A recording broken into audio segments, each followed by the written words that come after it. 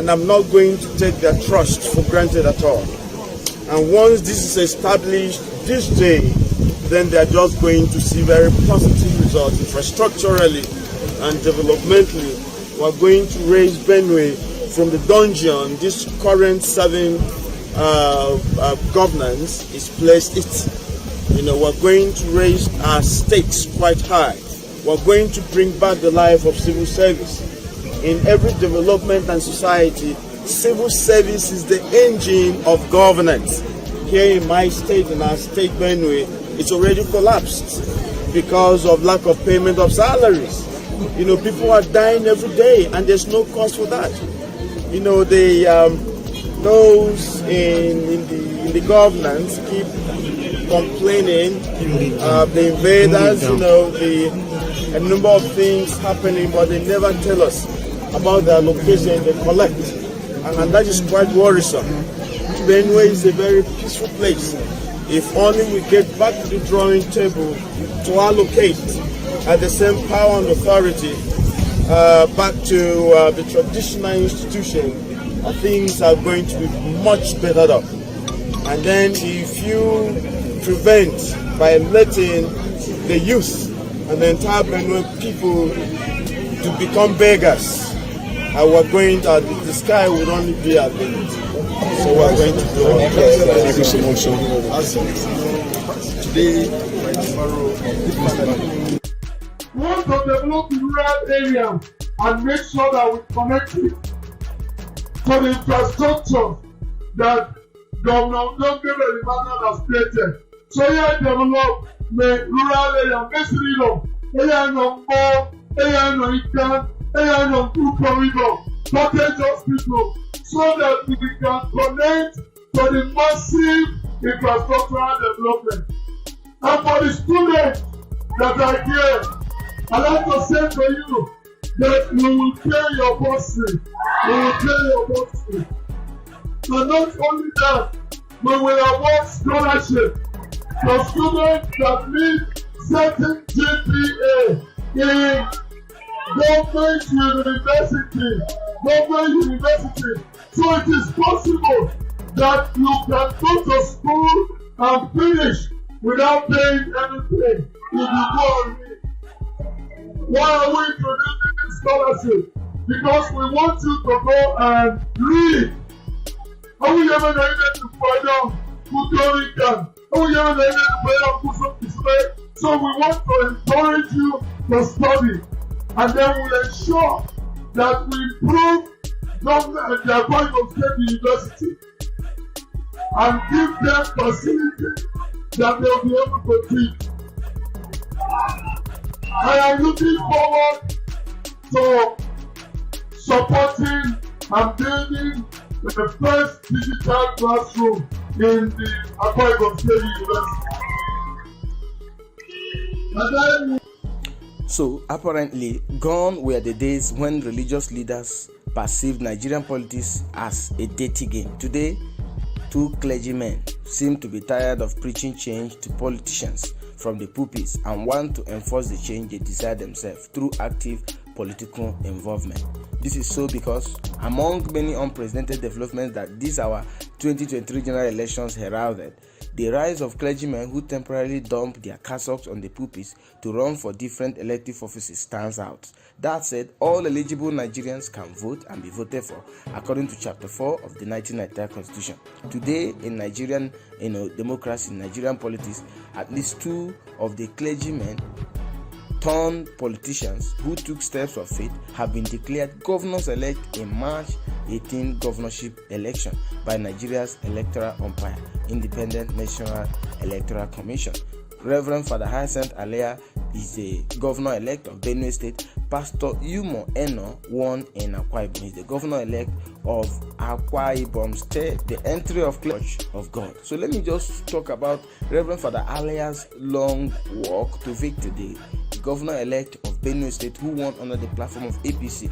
In May 2022, Reverend Father Hyacinth Iormem Alia upset the Catholic Church when he announced his decision to get the governorship ticket of the All Progressive Congress APC in Benue State.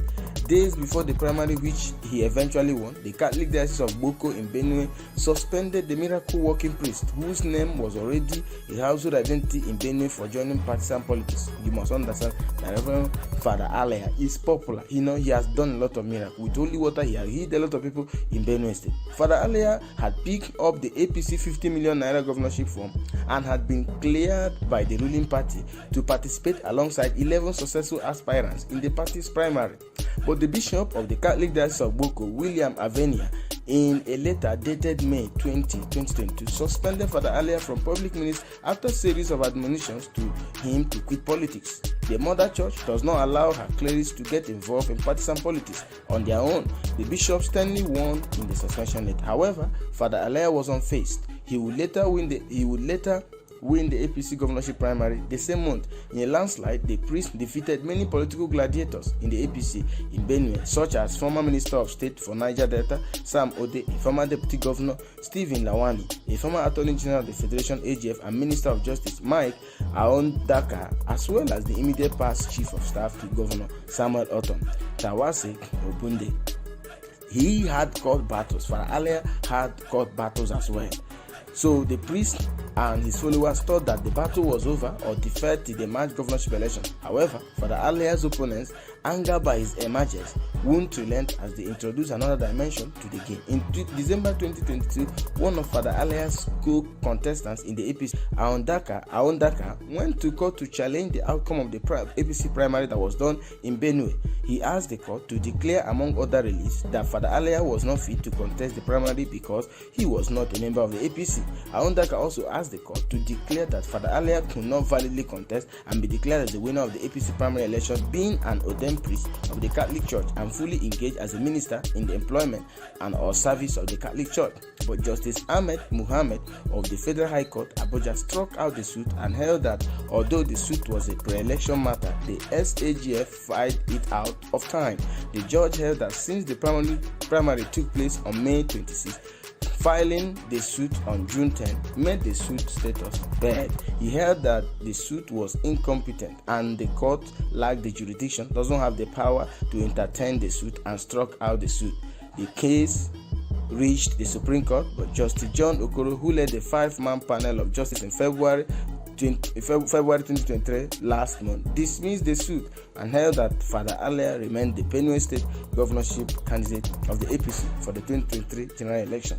He won at last. We already know. Father Alia later won the March 18 governorship election in the North Central State, Benue State. The Catholic priest pulled 473,903 votes to defeat his closest rival of People's Democratic Party candidate Titus Uba, who scored 223,913 votes. I mean, Reverend Father Alia defeated PDP, who is already the ruling party in the state. The man is loved by Benue residents. He is voted massively to lead the people of Benue. So congratulations are in order to Reverend Father Alia. So going to the governor-elect of Akwa Ibom State. So I'm talking about Pastor Umo Eno. Just like Father Alia, the governor-elect of Benue State, Pastor Umo Eno also waded through legal labyrinths to emerge as Akwa Ibom governor-elect. In January, Justice Agatha Okeke of the Federal High Court, Uyo, dismissed a suit filed by one Akan Okon challenging the primary that produced Eno as the PDP candidate for Akwa Ibom for the 2023 general elections. Okon prayed the court to disqualify Eno on grounds that he allegedly forged a West African examination certificate, which he submitted to the electoral body. The judge ruled that Okon's arguments were based on assumption and unprovable. Okon subsequently approached the Supreme Court, but the Apex Court held that Eno was duly nominated by the PDP on May 25, 2022 and eminently qualified for the elections. For the March 18 governorship election, INEC declared Umo Eno as the winner. Eno polled 354,348 to defeat his closest rival, Akanimo Udofia of the APC, who scored 129,602 votes, and Labour Party's Uduakobong Udo, who got 4,746 votes. Eno was declared the winner by ANEC, returning officer in the state, Professor Emmanuel Adigio. So Eno is also a former commissioner for lands in Akwa Ibom State, and he is believed to be the anointed candidate of the incumbent governor of Akwa Ibom, Governor Emmanuel Odom, whose 2 terms we already know will end on May 29, when he will be handing over to his anointed candidate. He is a pastor, he's a businessman, and he has worked in different banks before he ventured into the hospitality business. He's the immediate past commissioner for lands and water resources in Akwa Ibom, and he's the founder of All Nations Christian Ministry International. He has he has contributed a lot. He has done a lot of humanitarian works, helped so many people in Akwa Ibom State. So to crown it all, Reverend Father Hyacinth Alia, the governor-elect of Benue State, and Pastor Umo Eno of Akwa Ibom State, they are these 2 clergymen who the people of their states have elected to lead their states. And I want to believe that they are going to deliver dividends of democracy in their various states. And congratulations are in order to them. We hope to see a better administration. We hope to see dividends of democracy being delivered by these clergymen. So what do you think about Reverend Father Alia of Benue State, the governor-elect of Benue State, and Pastor Umo Eno, governor-elect of Akwa Ibom State? I would like you to make that known in the comment box below. Thank you, guys.